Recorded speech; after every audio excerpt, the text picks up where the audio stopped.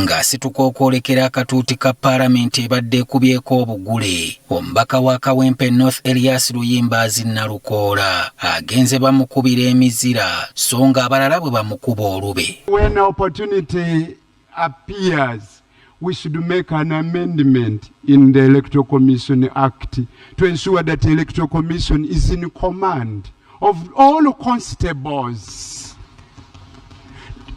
to avoid allowing UPDF to interfere in the elections, Mr. Speaker. We have suffered a number of challenges and predicaments, including but not limited to the following, Mr. Speaker.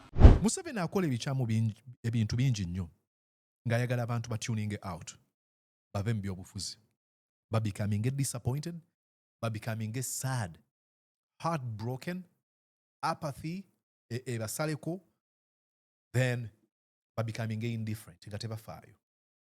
Bw'amala okuba kuteekamu eyo embeera, then asobola okubafuganga bw'ayagala. Abantu abakyusa ensi eno be bantu abeeteefuteefu okusigala nga balwana newankubadde basisinkanye okusomoozebwa emirundi n'emirundi. You're watching Mordecai Marissa Political Commentary. Please consider subscribing to help grow Uganda's Voices of Struggle ecosystem. Thank you. Very glad to be here on Mordecai Marissa TV. And yes, indeed, ogamba otya okansubira nti oli bulungi, nze Mordecai Marissa, oli mu kulaba Mordecai Marissa live. Nsinziira wano mu kyempita amasaza ga Ssaabasajja Kabaka 50 ageekola ne gakola eggwanga limu lye bayita United States of America. Oyagala kuwakana. Oyagala kuwakana. Of course, you know I do that jokingly because of my love for Uganda Kingdom. Kansubire muli bulungi. Mbebaza mwena abagenze maaso n'okubiranga mukuza omukutu guneeno. Si kitwalanga kyakusaala. Gukulidde ddala.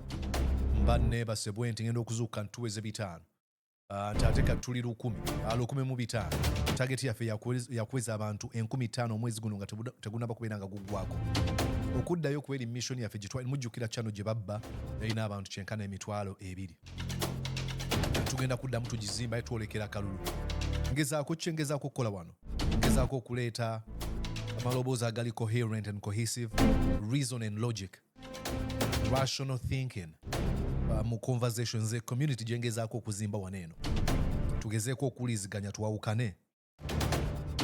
Muso okubeera omusunguwavu naye tekitegeeza nti nkukyawa gwe ng'omuntu nkyawa ebikolwa ebikyamu.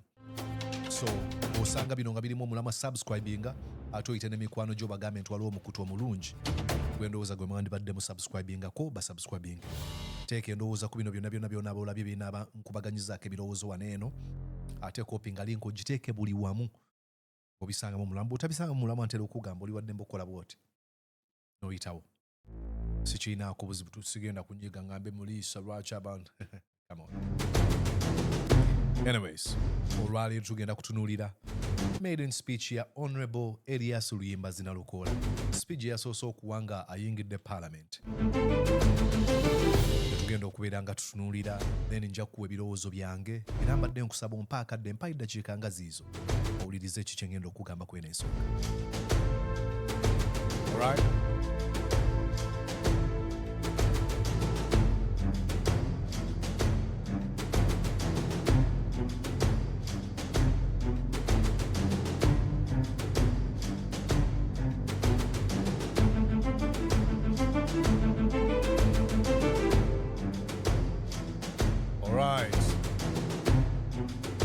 Shall be handled. Katuweze kweno story.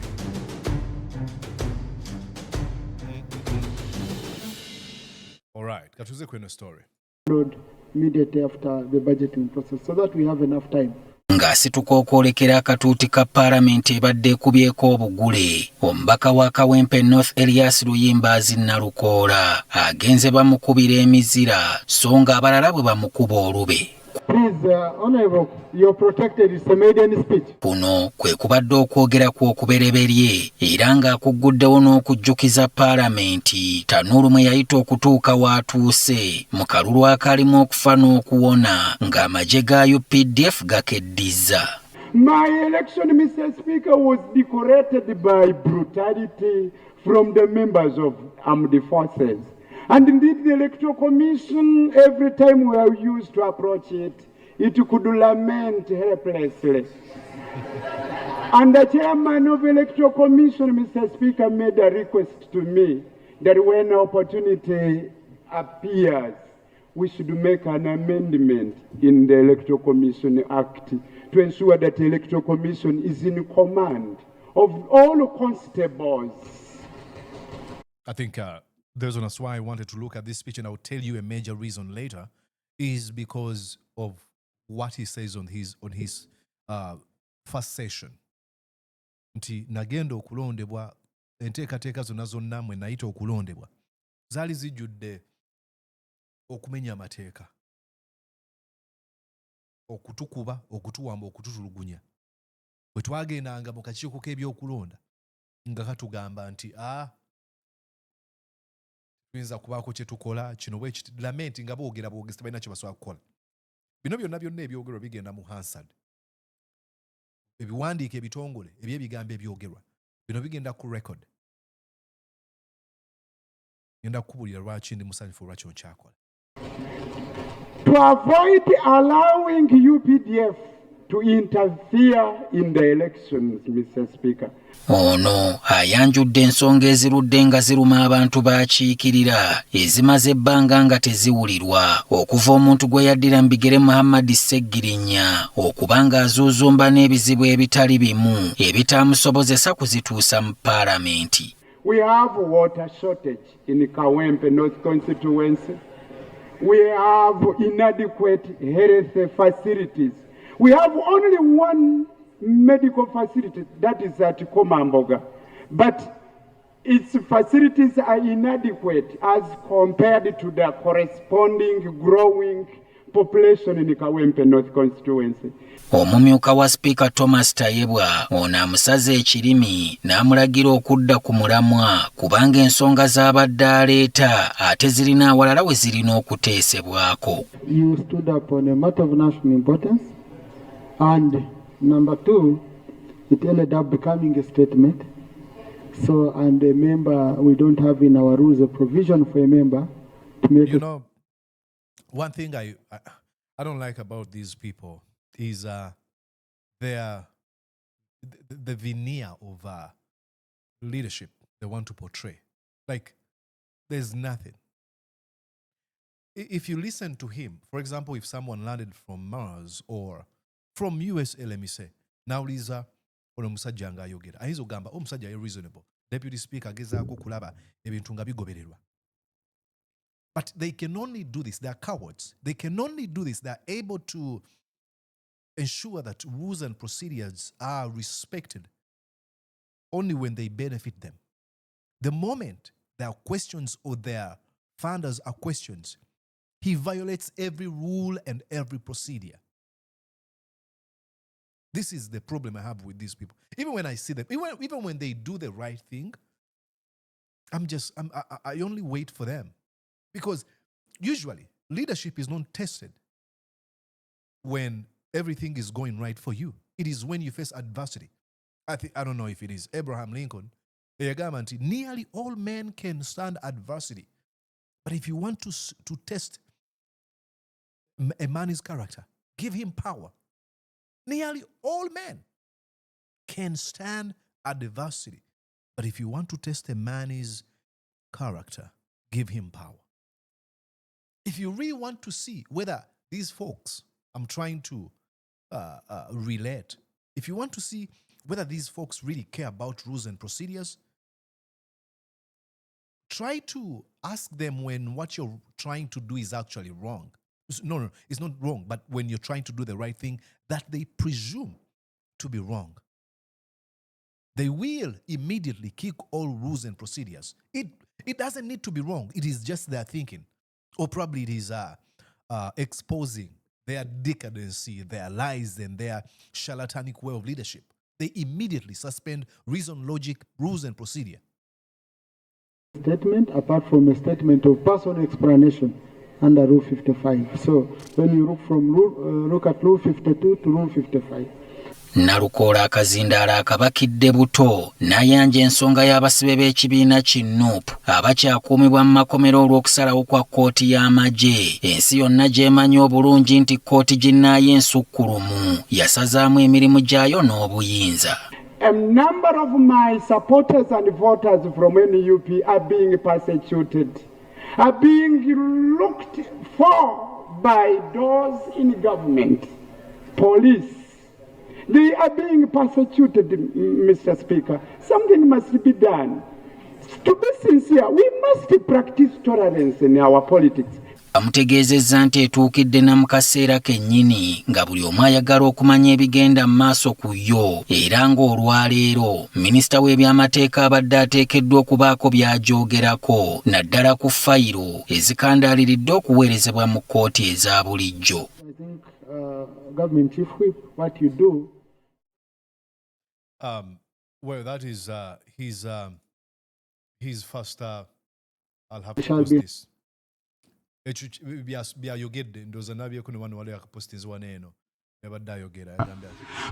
election, Mr. Speaker, was decorated by brutality from the members of armed forces. And indeed, the Electoral Commission, every time we are used to approach it, it could lament helplessly. And the chairman of Electoral Commission, Mr. Speaker. You know, it is funny, and I usually say that we laugh on things, not because these things are funny, but probably we subconsciously understand what is the opposite of laughing. It is crying, and we don't want to cry. But imagine what he just said. Agambye nti akalulu kange campaign za buli kimu kyali kijjudde okumenya amateeka okuba abantu okubawamba. Naye bwe twagendanga mu kakiiko k'ebyokulonda baayogeranga bwogezi nga tebalina kye bakola. Ababaka ba parliament ne baseka. Now, why are they laughing? Is it because they do not understand the word lament?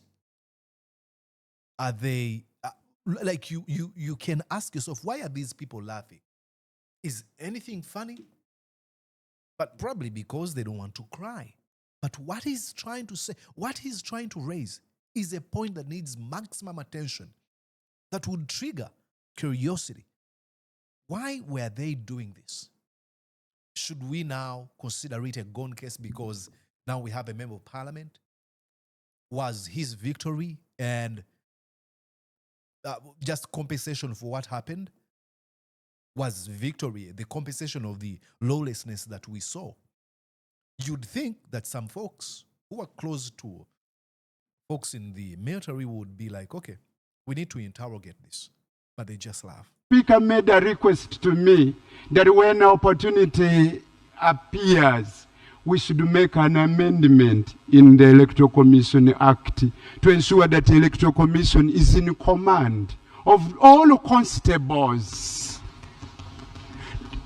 To avoid allowing UPDF to interfere in the elections, Mr. Speaker, under Article 212 of the Constitution of the Republic of Uganda, it is the police to take primary duty of protecting us and our properties. But it can cooperate with sister security organs. Unfortunately, UPDF invites itself before. It is a challenge, Mr. Speaker. Again, you raise a very important issue that security forces should work in tandem, just like I talked about the three arms of government. That you would think in situations like what we saw in Kawempe, you'd expect the police to be deployed on the commands of the Inspector General of Police. But because we live in a country where laws, where procedures are reversed, you see the Uganda People's Defense Force, the CMI, and other thugs from other security forces deploying themselves. This is lawlessness. This is the violation of the law. Now, that should be a concern. That should be like, I should actually join him. But because we have been desensitized that lawlessness is just a thing we laugh at. Like, he's raising a very important issue. And what is the reaction from majority of the NRM folks? They laugh. It is not laughable. Why would the UPDF deploy themselves ahead of the police in a situation where the Inspector General of Police should give orders first? That should be questioned, but I don't get it. We are wondering, how would Uganda Police Force be overwhelmed by just a mere by-election in Kawempe North, not general elections? Mr. Speaker, sir, Kawempe North constituency has not had substantive representation for so long. Our Member of Parliament, who now departed, Honourable Sejirinya, he represented us for a short while. Later he was incarcerated, and after his release he battled a long sickness, Mr. Speaker. We have suffered a number of challenges and predicaments, including but not limited to the following, Mr. Speaker. We have water shortage in Kawempe North constituency. Like, why is that? Why is this gentleman laughing? Why is he laughing? We have water shortage and he. For inadequate health facilities. We have only one medical facility, that is at Komamboga. But its facilities are inadequate as compared to the corresponding growing population in Kawempe North constituency. Mr. Speaker, we need intervention of the Ministry of Health. We need intervention of the Minister in charge of water. Honourable, I'm sorry for interrupting you. I know with maiden speech, but you stood up on a matter of national importance. I'm a little impatient watching this guy and his boss, Anita Among. They are faces of fraud. Here's the deal. Ensonga lwaki nkoze video. Munansonyiwa video nkozesa ennimi bbiri kubanga nzikiriza abantu abandaba ennimi bbiri muzikyanga. Waakiri bw'oba tontegedde mu Luganda onfunayoko mu Luzungu ne 20%. Olungereza bwe mba tontegedde mu Lungereza onfunayo mu Luganda wala bagamba kola video y'olunyankole mmanyi n'Olusoga nkole n'ey'Olusoga nedda ennimi bbiri. Luganda is our lingua franca. Lulinga olulimi lw'eggwanga olutongole lwe lulinga kubanga lusobola okwogerwa buli omu okwetoola eggwanga. Then Olungereza buli muntu waakirina bw'oba olabye ku lubaawo n'okoma mu kibiina ekyomusanvu osotegeera bye ŋŋamba si luzibu lw'enjogera. Now Museveni alina ekintu ky'ayagala era keekano akatego kayagala okusuulamu abantu n'abamu baakagwamu ddo oyinza okuba yina mikwano gyo. Museveni akola ebikyamu ebintu bingi nnyo ng'ayagala abantu tuning out bave mu byobufuzi becoming disappointed becoming sad, heartbroken, apathy ebasaleko, then becoming indifferent nga tebafaayo. Bw'amala okuba kuteekamu eyo embeera then asobola okubafuga nga bw'ayagala. Kati abantu abamu balowooza nti ekyo bwe nteekeddwa okuba era ogwa kuba naga mwana nze byofuzi nabivaako. Naye oba obiriko oba tobiriiko, amateeka oba enkola gye bizannyibwamu gye bitwalibwa mu ggwanga ekukosa. Kati oyinza okugamba kale bwe tuba tukosebwa kati nze kambiviireko ddala, then ekyo ekiraga obunafu. Ekiba kiraga nti oli lazy, mugayaavu. Nti kubanga omanyi nti osobola okubaako ky'okola okulaba ng'okyusa embeera naye otya kubanga kigenda kwetaagisa okuteekamu amaanyi effort.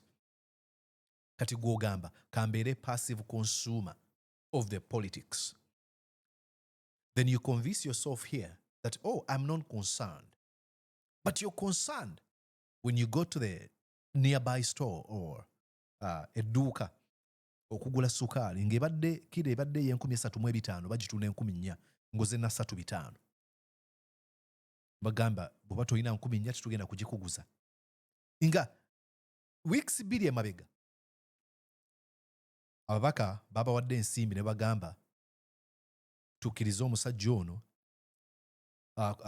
avunaanyizibwa ku kutunda sukaali mu ggwanga abeera n'obwannannyini ku sukaali yenna mu ggwanga n'alinnyisa ebbeeyi gwe n'otabifaako. Mu kifo kye wandibadde owuliriza n'ogamba tulwanyise omusajja ono.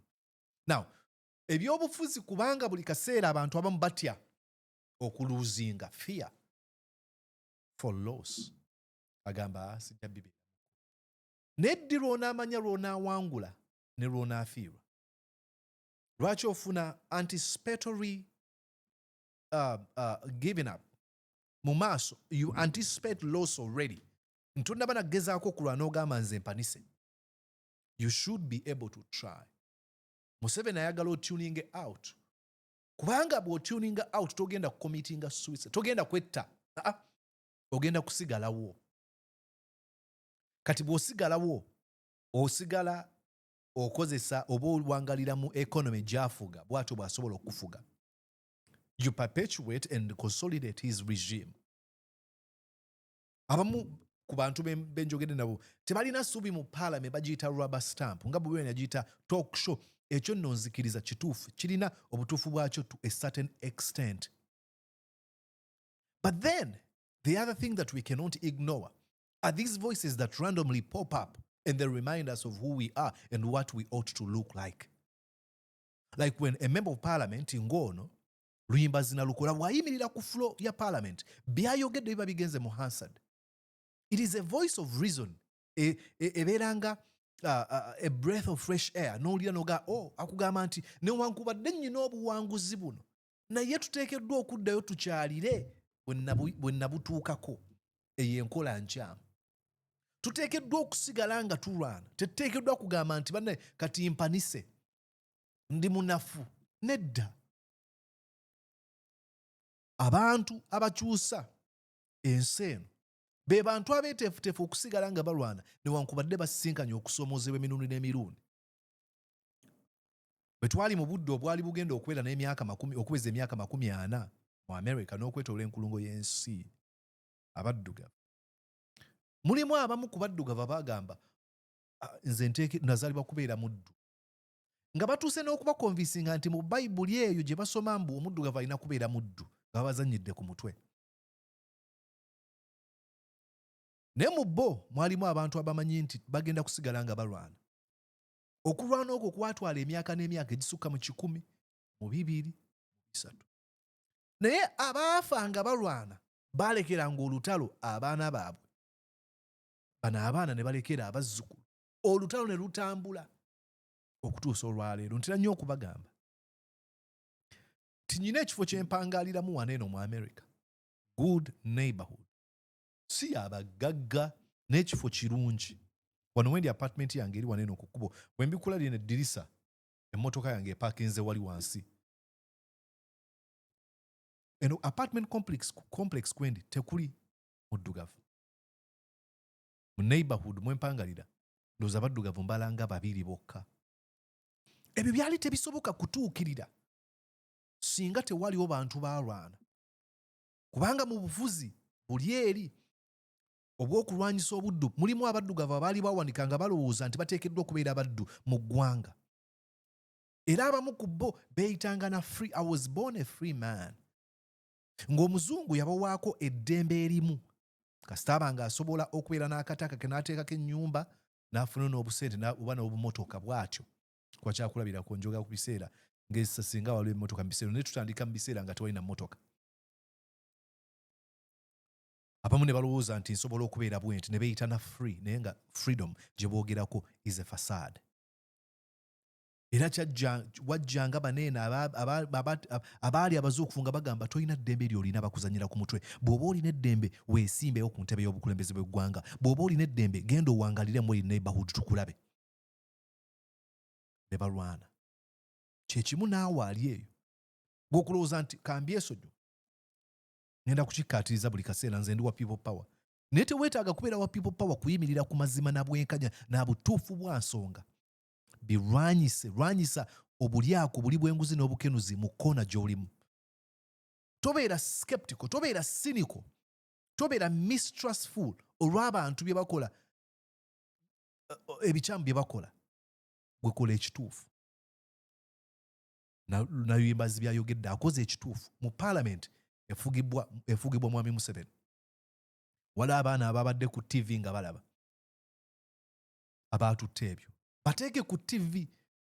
abaana bano bagubulire ebigambo banyumize kubanga tomanyi ng'oyinza okuba olowooza ensi ogirimu wekka n'abaana ebigambo by'obagamba bateeke ku TV bagamba omusajja oyo omulaba ensonga z'ayogera z'amaanyi nnyo omusajja oyo omulaba ebintu by'ayogera agezaako okulwanirira ggwanga ebyo ebigambo ebiva mu ggwe ng'obigamba abaana bo z'ensigo ezigenda okubasikiriza okuyimirira balwanirire okutaasa eggwanga lyabwe mu maaso buli lw'onaggwamu essuubi n'ogamba sigenda kubifaako bino bya bufuzi kati ate abaana bagenda kubeera mu ggwanga ki taata lye yawanika n'agamba sigenda kubifaako kuba bya bufuzi mu kizikiza mwami Museveni kyatutaddemu mu parliament efugibwa mwami Museveni mu ssiga eddamuzi erifugibwa mwami Museveni ne mu bukulembeze mu executive bw'olabanga amaloboozi amatuufu gamba abaana gamba mukwano gwo gamba abakwetoolodde oyo kyakoze kituufu tokkiriza Museveni kukumala mu ssuubi Museveni kyayagala obeere kye bayita hopelessness obeere indifferent obeere heartbroken obeere disappointed obeere driven by apathy obeere awo ng'akufuga tolina ky'osobola kwogera kuba weetwalanga omunafu atalina ky'asobola in moments like these do not give up on hope sijja kukoowanga kubajjukiza ku bigambo bye nalaba ebyansikiriza ennyo bwe nagenda nali mbimanyi nga nali mbiwuliddeko naye byampa ekifaananyi ekirala bwe nagenda mu kifo e Washington DC awali ekibumbe kya Martin Luther King Jr.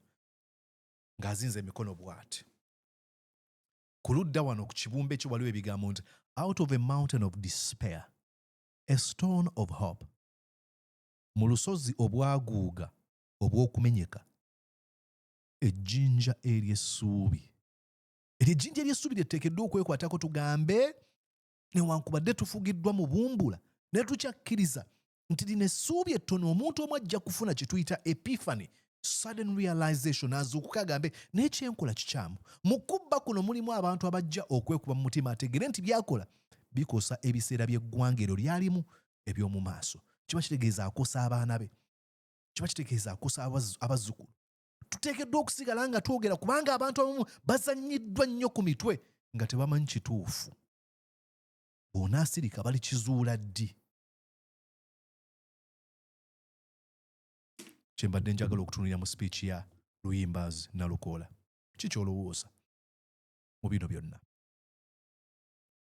nze Mordecai Murisa kusaba oteeko ku subscription byenjogedde bw'obisangamu omulamwa oli wa ddembe okusalamu akatambi kaba kaddakiika emu kasindikira omuntu bubunye buli wamu bwe bitabamu mulamwa tobaako omuntu gw'ogamba kubanga ojja kuba ogabana nabo butwa tanyo okugamba nti fe abantu aboogera eri abantu twekeddwa okubeera abeegendereza ku biki bye twogera kubanga bwe tufuna omukisa okwogerako eri abantu tulina obusobozi obutta nga tukozesa ebigambo ebiva mu kamwa kaffe okutta oba okuzimba oba okuzaala abantu so bw'olabanga byenjogedde waliwo ensobi z'otakkanya nange tobigabana bwe bibeeramu omulamwa bigabane eri buli muntu gw'omanyi nkwagaliza okubeera obulungi tuddingana olunaku olulala weeraba. Did you enjoy what you just watched? I'm going to guess that you did. How about you consider subscribing to Mordecai Marissa YouTube channel? Thank you.